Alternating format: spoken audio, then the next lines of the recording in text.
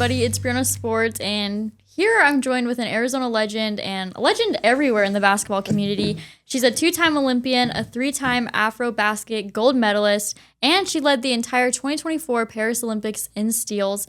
From Arizona to the world stage as floor general for Nigeria's D Tigress, please welcome Promise Amukamara. Yay! Thank you so much for joining me today. Thank you for having me. Oh, yeah, of course. It's really an honor to talk with you. You're a legend. So I'm so excited. Stop it. Okay, well, let's jump right into this. So you grew up here in Arizona and you played at Apollo High School. And looking back now as a professional and an Olympian, what skills from Apollo High School basketball that you learned or trained with are still with you today?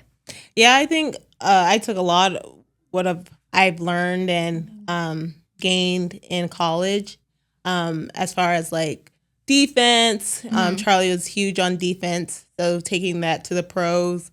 And then, beating my player one-on-one to the basket. I think you don't just lose your skills, so I literally took everything I learned and took it to the pros. Yeah, and speaking of Coach Charlie Turner Throne, she said that she fell in love with you with how hard you played. What lessons did she teach you at the time? I think one great lesson that still stays in my head is hard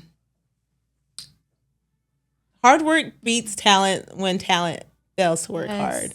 And, there's always going to be talented players, but what separates you would be your work ethic. And so I really carry that over to the professional level, and it's been in my head ever since. So shout out to Charlie. Oh, shout out to you. That's amazing. Yeah, hard work literally goes a long way. Yeah, and I've seen that too. So, and at ASU, when your sister Peace joined you, was it challenging at all? Did you guys mesh well together? Ooh, Peace, she gets on my nerves. Really? And so having to live with her in college for 2 years and then play with her, just seeing her every day, oh my gosh, the biggest pain.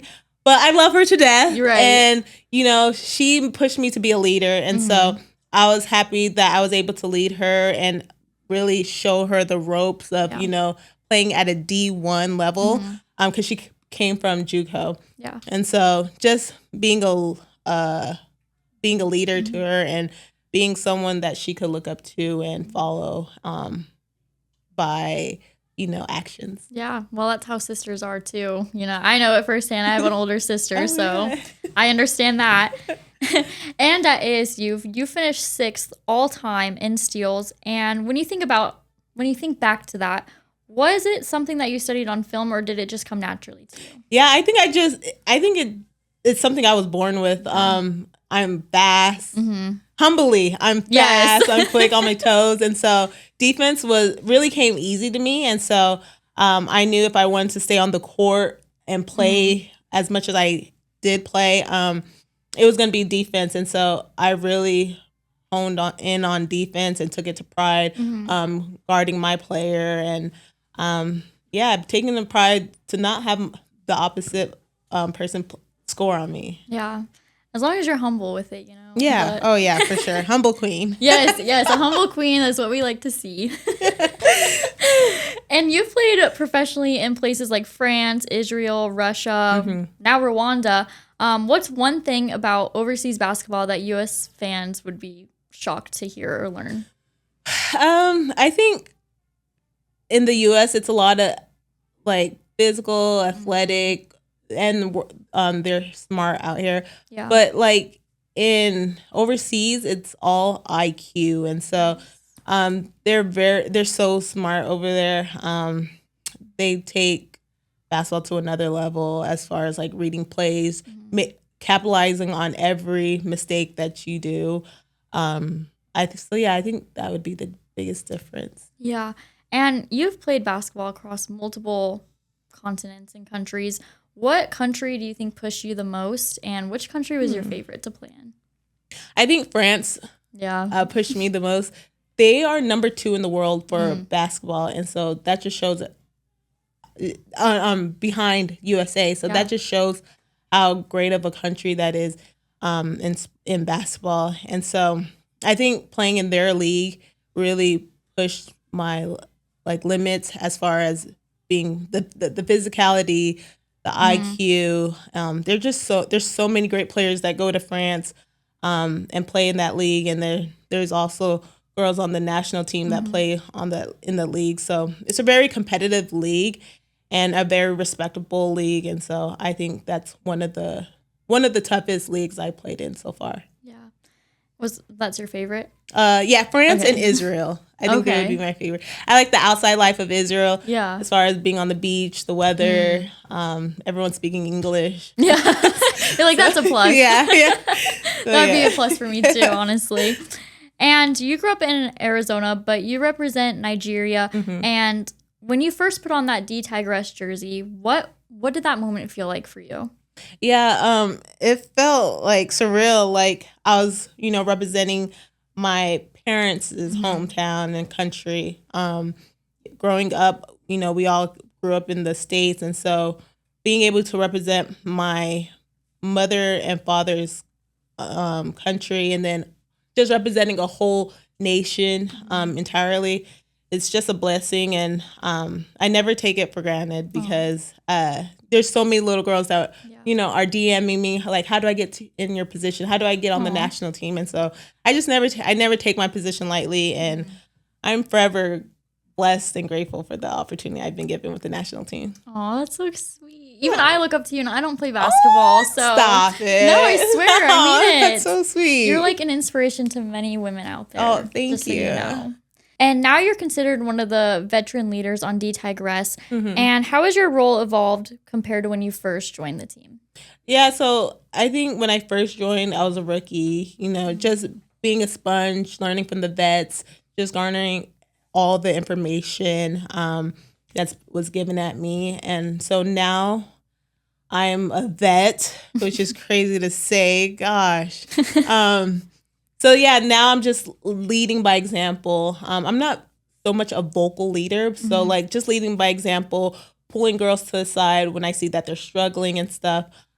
Just being there, just being a role model for them, and just whenever they're struggling and needing someone to talk to, I'm always there for them. So just being that person, I think, that has changed as far as like first coming into the national team and then now being on the team for 10 plus years. Yeah. And your brother Prince, he played in the NFL and won a Super Bowl, and your family is just so athletic in itself. Yeah. How did competition look like growing up for you guys? Wow. Everything was a competition. Like first one, getting downstairs to get the food that my parents had brought. What was it? Playing hide and seek, playing catch, whatever it was. We always wanted to be number one. Yeah. Growing up in a family with all athletes could be difficult because everything is seen as a competition. Yeah. We're always trying to outdo the next one. And so, yeah, but it's been great, having Prince being when he was in the position he was in when we were in high school, him going to college and then going to the NFL, it really showed us we would be able to do it once we graduated from high school and played at the next level. So I think it was great growing up with a family full of athletes. I love them to death, but still to this day, we're always trying to outdo each other. For instance, my brother is going really hard in the Instagram influencer world, so like content world, and he's like posting and like it's a competition. Who gets the most likes, who gets the most views, and so it's never ending. But I love it. Yeah, it makes you guys closer too. Yeah, oh yeah, for sure. We're all so cool. We're all in a group chat and talking every day, sending each other stuff every day. Yeah, it's pretty cool. Yeah, and speaking of Prince, has he finally admitted that you're the best athlete in the family? Oh, I think we're gonna have to bring him on because, sometimes he says it, sometimes he doesn't. Yeah. But one thing he does say is that I got Olympics over him, and so, Two-time Olympian, too. Exactly, two-time. Yeah, I don't know. I could beat him in shooting, basketball shooting. Yeah. But he could probably beat me in one-on-one because he's just a man, bigger, stronger, faster. Yeah. I'd admit that. Okay, and with siblings named Princess, Prince, Precious, Peace, Passionate, and You Promise, whose personality actually runs the family gatherings? Like, who's the most like vocal? Ooh, I would say Princess. Princess is the oldest, and she what does she do? She's very outgoing, very talkative, and so she's leading the way of everything. If we're in a room, you're gonna hear her voice because she likes to be heard. Yeah, I have some family members like that, so I understand that. And speaking of your family, you guys have very deep Nigerian roots. How important is it for you to represent your country, but also your family's legacy? I know you touched on it a little bit, but I'd like to hear more. Yeah, I think it's very important, to represent not only the country, but my family name as well.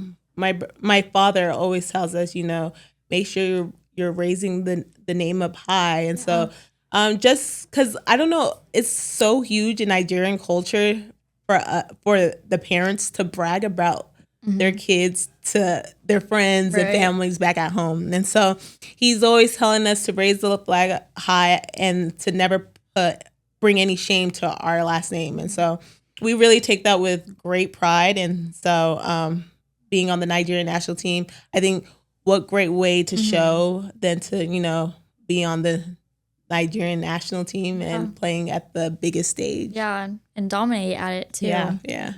Period. Okay, now we're going to do rapid fire before we wrap it up. Okay, I'm ready. All right, rapid fire. Let's go. Who is the toughest player you've ever guarded? Ooh, the toughest player I've ever guarded would probably be Marine Johannes. She's a French player. She plays on the New York Liberty. And I think for just guarding her, she could play at all three levels, which is shooting the three, the mid-range, and getting to the basket. And then she's just very savvy and, good player. Yes. Okay, perfect. And we already did this one. So which Nigerian food do you always miss when you're traveling? Well, actually, you probably already get it because you're family too. Yeah. Which one do you like the most, I guess? Okay, my favorite Nigerian dish would have to be jollof rice, Nigerian jollof rice with plantain and chicken. Ooh. So good. Okay, that sounds good. I'm going to have to try that. Yeah, so good. All right, and which teammate talks the most trash? Ooh, my Nigerian teammate, her name's Ezine Kalu, biggest trash talker. She's from New Jersey, so that's just explain a lot.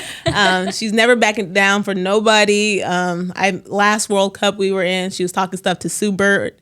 It was crazy, but yeah, I would say her. Oh my gosh, I love that though. Like it keeps it fun. Oh yeah, for sure. Yes. And I'm not really a trash talker. Like I'll be there like, you go. Yeah. But I'm never saying anything. I don't know. I'm just you're just more quiet. Yeah, for sure. I love that. And if you weren't playing basketball, which career would you be doing right now? I would definitely be doing what you're doing, which is reporting, being a sports reporter, sideline reporter, something in front of the camera because I love being in front of the camera and I loved having my makeup done and smiling and talking and asking all the questions. So I think that's what I would do. Well, speaking of that, we need a podcast then. Ooh, yes. No, we do. We do. No, we really do. You're literally so perfect on camera. Like you have like that good, like, like you're ready. So like we need to be on a podcast. No, we do.